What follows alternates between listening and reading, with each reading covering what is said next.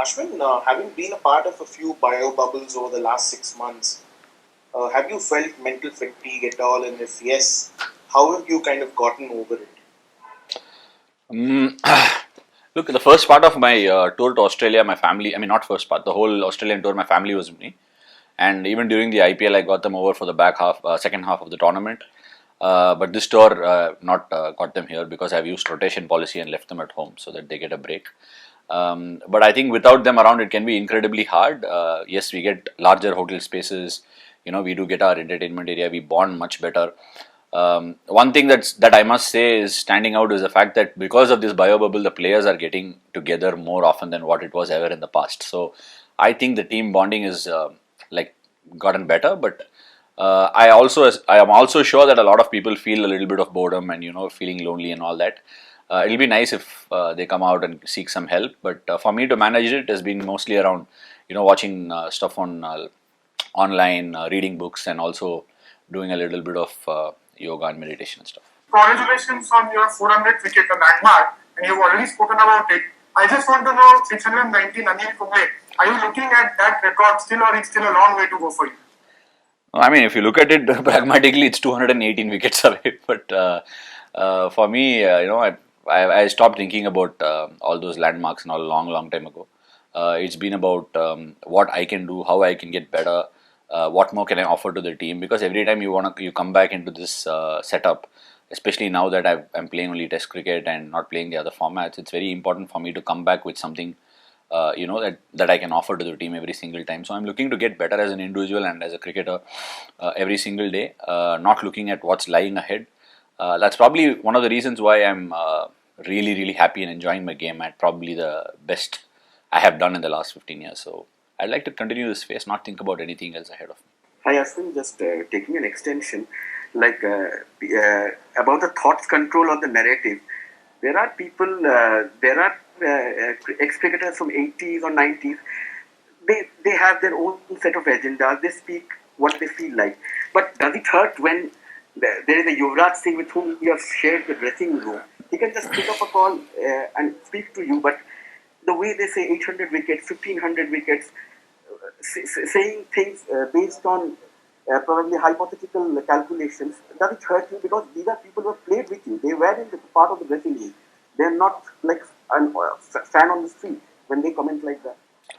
Okay, look, the reason behind my tweets were definitely not in context with anybody in particular. And when I read Uipa's tweet, I actually didn't get affected at all, to be honest, because I didn't find like he was, telling us anything or trying to suggest or anything. It just felt like a really plain tweet of saying these people were good and whatever, however you want to perceive it. But for me, the state of mind I am in right now, I didn't find it to be, anything wrong or anything, what to say, an agenda driven or nothing like that. I know Uvipa for a very long time and I have the utmost respect for him. But with respect to your agenda driven thoughts and all that, this is exactly what my tweets were meaning. Some of us or some people amongst us tend to buy the stuff that people sell. And I do not know the reason behind why certain people sell certain things.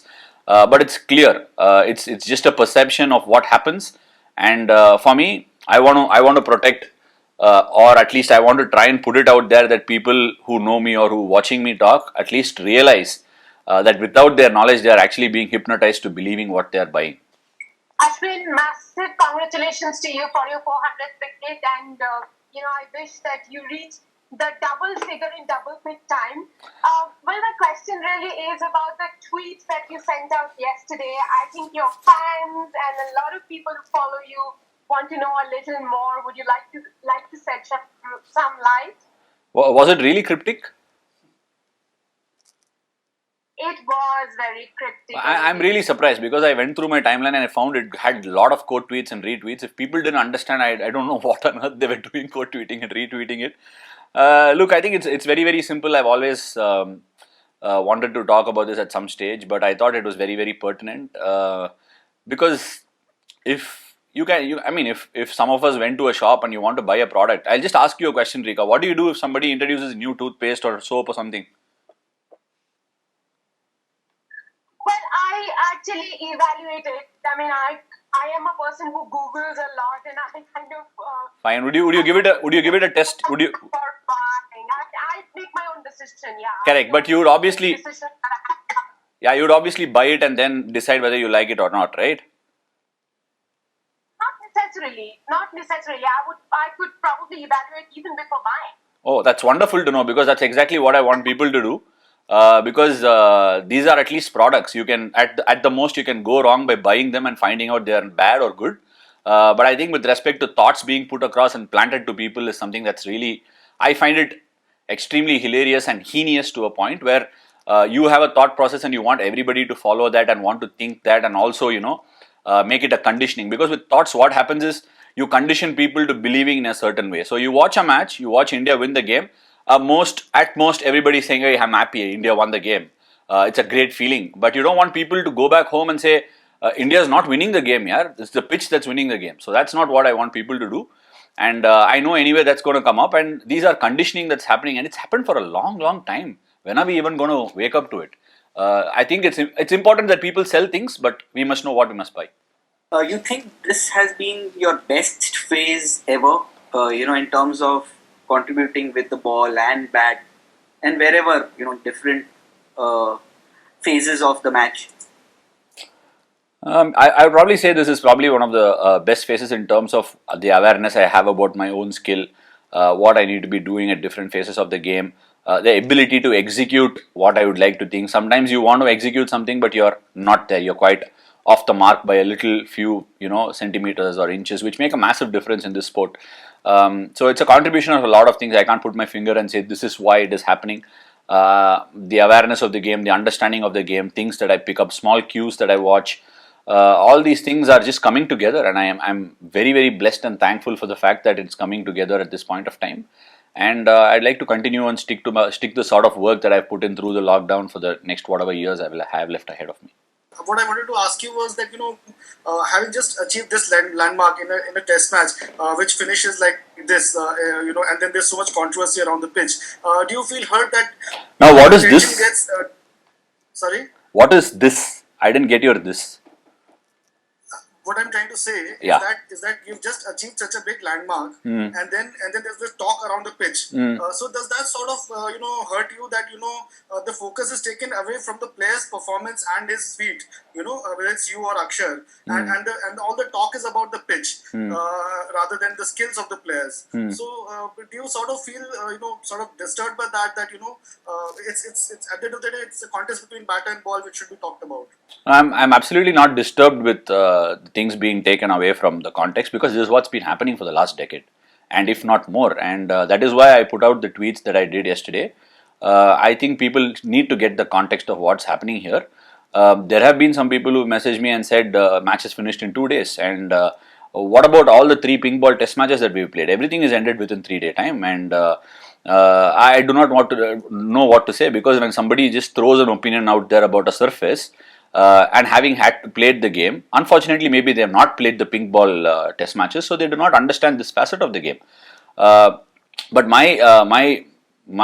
would say my angst against the whole thing is the fact that when people say something, there are so many other people who are watching the same picture but are not able to paint a different one compared to somebody who is driving a certain case and selling a certain case to us, and this needs to stop.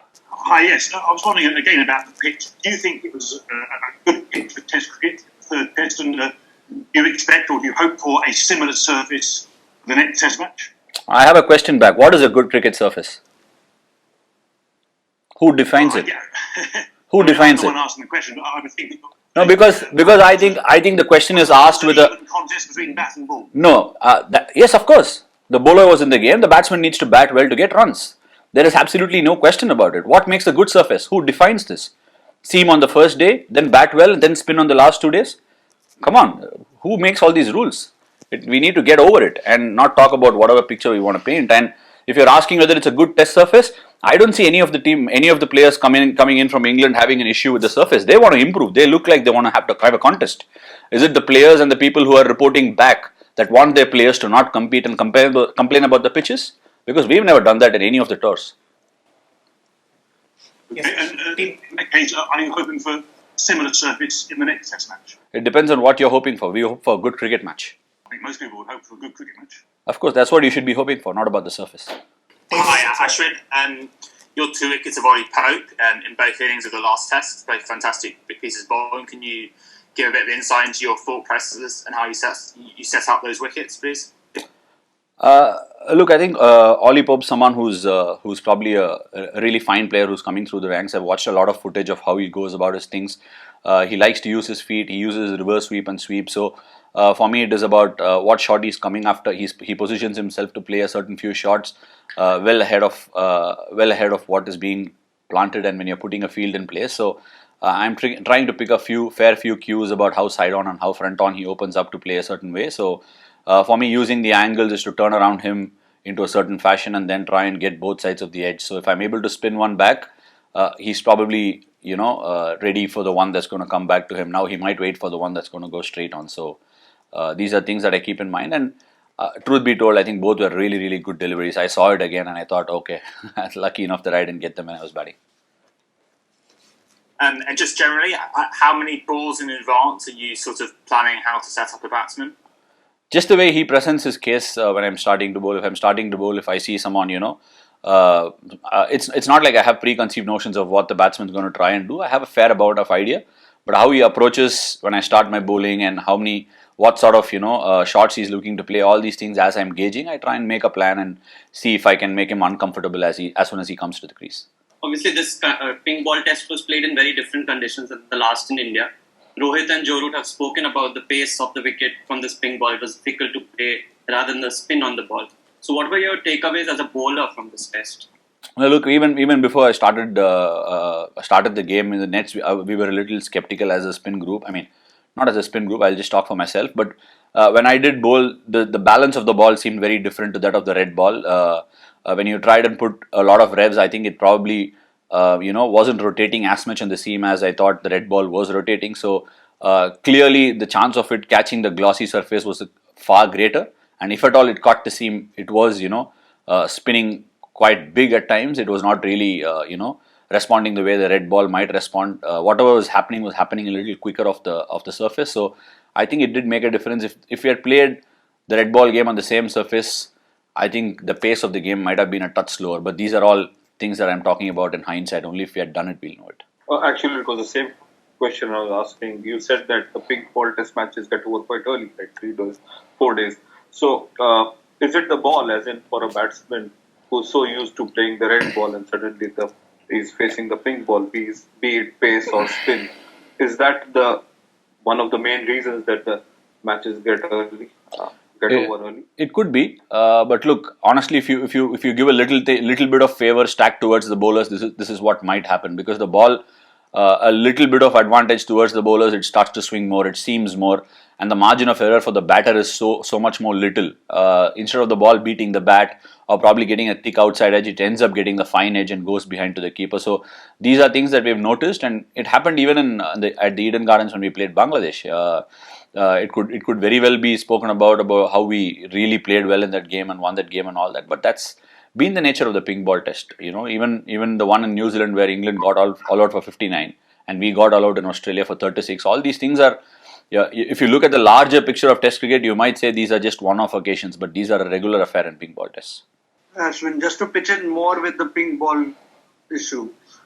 One is, do you think it's better to have the pink ball test if it has to be held at the start or end of a series rather than squeezing it midway through it? And has the team as a group collectively expressed apprehension to the board over playing the pink ball test? There is no apprehension. If there is apprehension, then we can probably express it. There is no apprehension as such for the pink ball test. I think it's a completely new sort of a facet that's being introduced into the game. We are used to playing with the red ball. Everybody, like I said, has been conditioned to playing with the red ball, and now all of a sudden they've brought in the pink ball, and the pink ball is bringing new dimensions to the game. So it's about adapting. If you play more and more and obviously get used to it, the players are going to adapt better for the good. Even it's the same thing with one-day cricket, right? We were playing with red ball for a long period of time, then we shifted to the white ball. Initially, the white ball was doing a lot more. Now it literally does nothing. So that's how this format will also evolve, because people are trying to understand what works with the pink ball, what doesn't, how to adapt and all these sort of stuff. Anything new is going to throw a lot of challenges, but that's the beauty of the sport. Is there any issue with the visibility of the pink ball or the way it's skidded?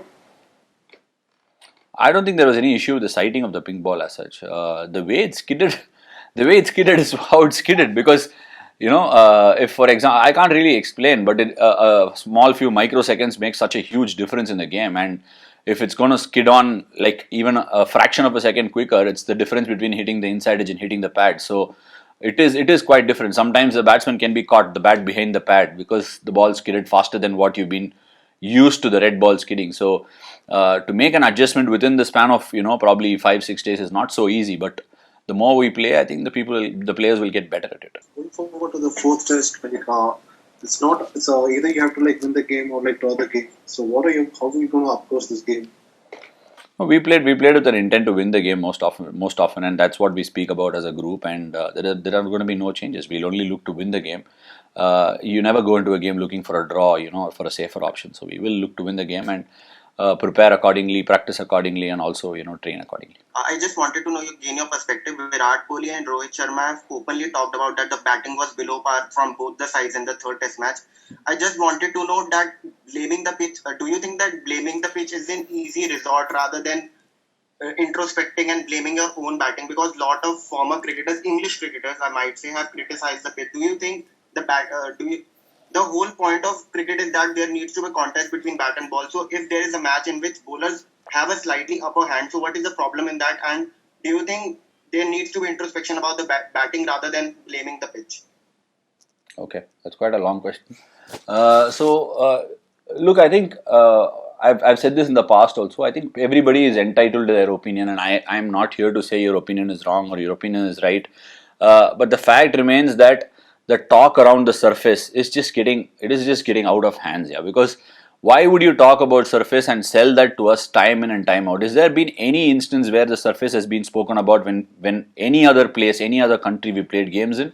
It is. I don't know if we find it very, very funny that when they speak about the surface, it immediately gets quoted all over in our press. And that is the issue here, because there have been instances when we went to New Zealand, both tests got over within 5 days. A total of 5 days for 2 test matches. And now nobody quoted it. And there is a video that's doing the rounds where Virat in South Africa is saying, I am not here to talk about the pitch and I am not comforting my boys with regards to that. And that is how we've been taught to play cricket, and I don't know why we indulge such thoughts and promote such thoughts, and that's why I say let them sell it. Buying is always our choice. What are your thoughts on the quality of the SG pink ball as compared to the Kookaburra that you played, and are they different from each other in terms of how they react to the? I don't think there is enough sample size to be able to compare both, because I played only a grand 2 days of pink ball cricket with the Kookaburra and the same with the SG. So the surfaces have been different conditions, different dynamics to the ball. But I think what I realized with the pink ball in Australia was that it definitely aided more bounce and pace off the surface than the red one, and here also it is the same. It offered more bounce and pace off the pitch than the red ball would, and that's probably due to the lacquer that's been, that's in the ball, and also probably the slightly more prouder seam that both these pink balls have. And I can't really differentiate much at this point of time. And I think I'll have a very few sample size in my hand even when I'm done. I don't think there are going to be that many matches that I can talk about. Ashwin, batsman के लिए जैसे middle of the bat ball जाना ये important रहता है, वैसे bowler के लिए खास करके स्पिनर के लिए बॉल हाथ से जो दिल में है वैसे निकलना ये कितना इम्पोर्टेंट रहता है, क्योंकि right now you are doing both batting bowling, you are middling everything. Thank you Lalit sir. I take it as a compliment. But जैसे बैट्समैन को बोलता है कि फॉर्म में है, बैट से अच्छा बॉल निकल रहा है, वैसे ही बॉलर को भी हाथ से अच्छा टूटना है ball. It needs to come out really well. So वो जो है वो फील है, वो प्रैक्टिस से नहीं बनता है. वो प्रैक्टिस आप कितना भी करोगे, वो मैच में आके वो करने में बहुत फ़र्क है. So match time is very very important for a spinner. So मेरा जो टाइम मिला है ये कोविड के बाद और जो मैचेस मिला वो सब एक साथ इट्स गोइंग टुगेदर. IPL में भी ज़्यादा बॉलिंग किया मैंने, और उसके पहले भी सारे बॉल के साथ बॉलिंग किया मैंने. सो all in all, the way it's coming out of the hand is something that I should be happy with, and as a bowler, I'm at ease with myself.